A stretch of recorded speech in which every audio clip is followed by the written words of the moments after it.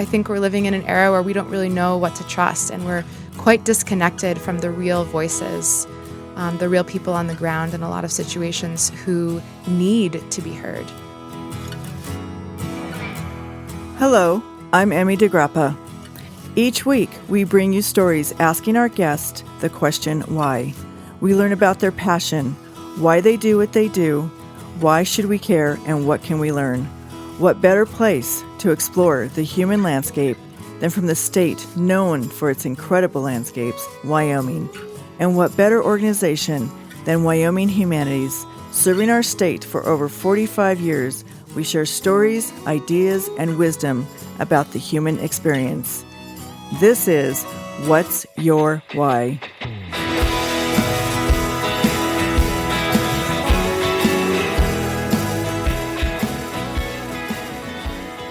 Today, we are talking to Taylor Rees. She is a filmmaker and photojournalist.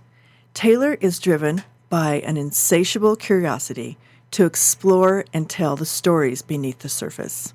Her work is in environmental and humanitarian issues. She brings new perspective and deepens public understandings to challenging topics. Welcome, Taylor. Thank you. Thanks for having me. Absolutely. What was your desire and journey to become a filmmaker and photojournalist? All through childhood and high school, always enjoyed photographing my friends. I was always the one running around with the camera. And as an undergraduate student, I actually studied science. And so I was working in Greenland doing climate change ecology work. At the time, it was the early 2000s, and climate science was really taking off. And so there were these locust swarms of scientists descending upon the Arctic, and I was one of them. And during my seasons there, I became really curious about, what kinds, if any, communication was happening between the Inuit who lived in these places and the science and kind of mainstream media coming out. And is the Inuit the Native people that live there? Yeah, the Inuit are the indigenous to Greenland, and other parts of northern Canada. And so the second summer that I went back to do my science research, I brought a video camera and made my first film, which basically just asked all of the locals that lived in this area what it was like to have their home studied by outsiders, and really, became curious about that story that wasn't necessarily making it into the mainstream media, and that left me on a trajectory for the next 15 years. To really study how those things were affecting the Native people, and what did they tell you? What did you learn? I learned that, a lot of the people in the North in particular have been made poster children of the climate change narratives, the large narratives that circulate around our globe about what climate change is and how it's affecting people. And while those narratives are true, it's interesting how often we pigeonhole certain people to represent certain things. And, I met a woman in Baffin Island, which is very close to Greenland, who told me how from as early as she could remember, there was always a journalist coming up asking her to kind of pose as the child with her mother that could no longer hunt seal. And she said, while this is true and these are the realities of climate change, nobody's asking us about what it's like to be Inuit in modern times and how, centuries of colonization have affected their social structure and how little communication they have with scientists that are in their home, studying their home, how much they wish they could more participate in that and kind of help steer the scientific inquiry into things that would bring to the surface discoveries that actually might help them. And how did that help you in your career and in that find your passion to discover these different perspectives? Yeah, I was helped by those that I've met. I continue to be helped by those that I've met who are generous with their stories.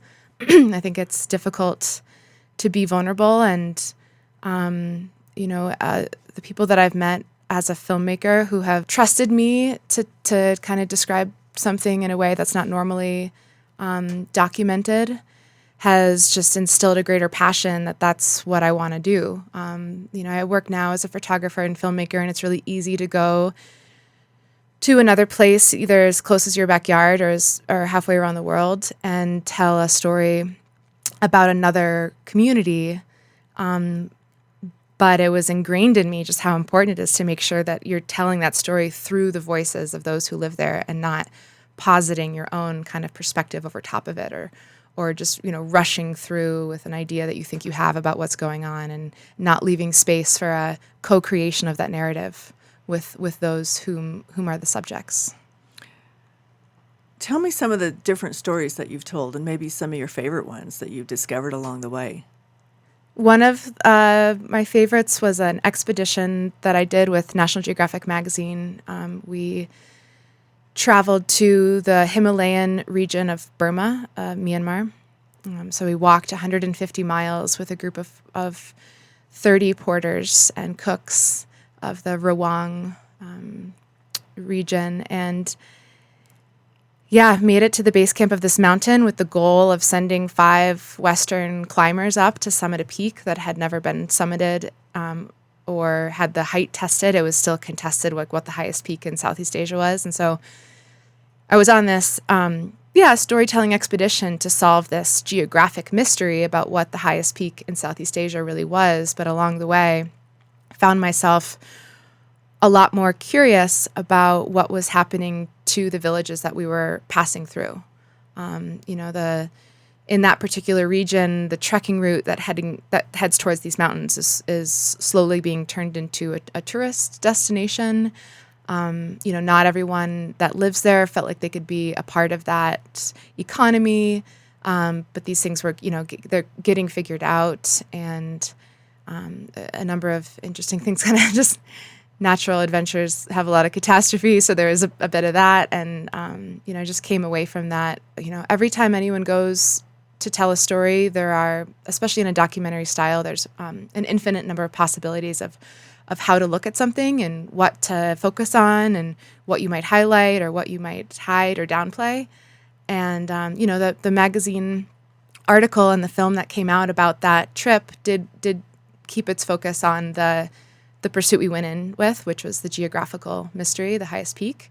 But I came away with friendships and a greater understanding of the people's lives whom traveled with us and helped us, porter goods, and just profound love for them. They're wonderful people. What was their human story? What did you discover about those people that no one maybe has ever heard their perspective? Yeah, well, I think being in those remote villages in countries with somewhat unstable governments like Myanmar, communication to their central government is really challenging. Only 1 or 2 people in every village has a radio. Nobody at the time has internet at all or cell phones. And so they can communicate via radio with each other, but they have no idea what kind of national or international regulations are coming down the pipeline that will affect them, from what's going to change how they can hunt, various conservation efforts, how the tourism of that region is potentially going to, come in and change their whole lives and livelihoods, whether they'll have a role in that or whether those will be outside concessions that kind of come in and take over and set up huts. And I think the people felt generally concerned and unable to communicate. So we would have knowledge exchanging sessions in the evenings with a translator, and we took a lot of notes, and they asked us just to basically bring these notes, their thoughts, their concerns to the government, to give them to anyone, because nobody was coming up to consult, but they knew that changes were afoot.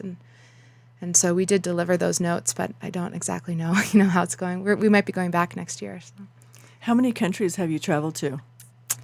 I've probably traveled to about 20 different countries. And so, are you an independent filmmaker, or do you work for National Geographic specifically? Pretty much all photographers and filmmakers that work with National Geographic are independent. And I actually don't do my husband, Renan Ozturk, he's a photographer that works with them quite often.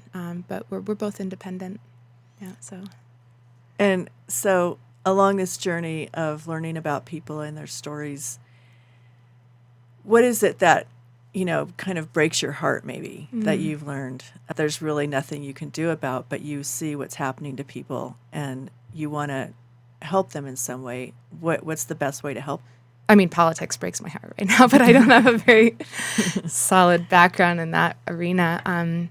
But with science and media, I think what's happening is that, there are people in positions of power, and then there are people without those powers. And when it comes to science, those who can go in and assess, okay, this is what's happening to your environment, and we know so because we did the studies, and we assessed what was going on maybe with your fishing or an upcoming mine.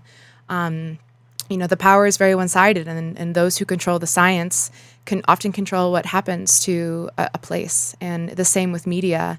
I think that there's a lot of really strong ethical guidelines in media, but in the way that social media has also expanded things, I think we're living in an era where we don't really know what to trust, and we're quite disconnected from the real voices, the real people on the ground in a lot of situations who need to be heard in the mainstream media, who need to be heard in political arenas, and whose voices are often completely left out. And that breaks my heart. I really would love to see more platforms and more co-creations of narratives that don't just come from outside Westerners with certain powers like myself, and so I'm working on that, actually.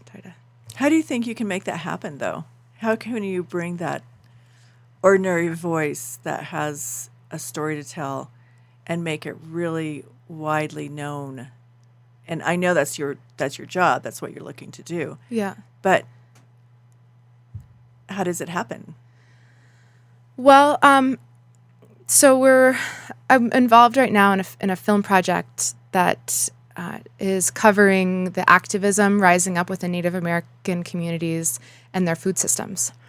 And it's a film, all of the executive producers on the film are Native. A lot of the film crew themselves are not Native, myself included. And we went to the tribes and said, how can we make this a more participatory process? How can we co-create this together so that we avoid those pitfalls of, running with certain perspectives or ideas and not really representing things in ways that most help your community when this story is going to be told. And so we got a grant and with the tribes, and they wanted basically to have native photographers, native journalists tell all of the ancillary stories about food sovereignty as the film was being made, so that multiple different, because all tribes too don't obviously think the same thing. They're complete sovereign nations, as diverse as other countries, and so getting to hear all those different voices and their perspectives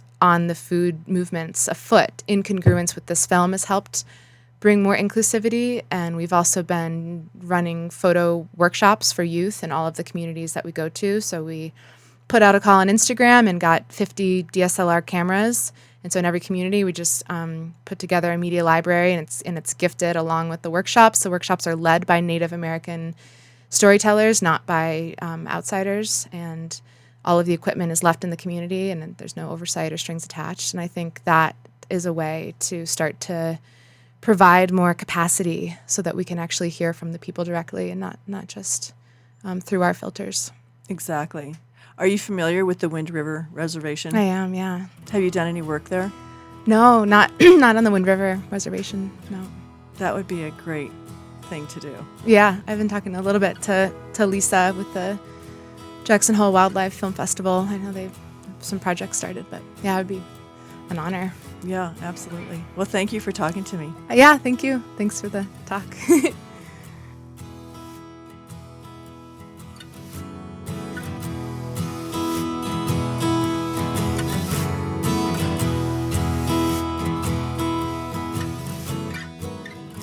Thank you for joining us for this episode of What's Your Why, a production of Think Why, Wyoming Humanities. This has been executive producer Emmy DeGrappa. Please subscribe and never miss a show. For more information, go to thinkwhy.org.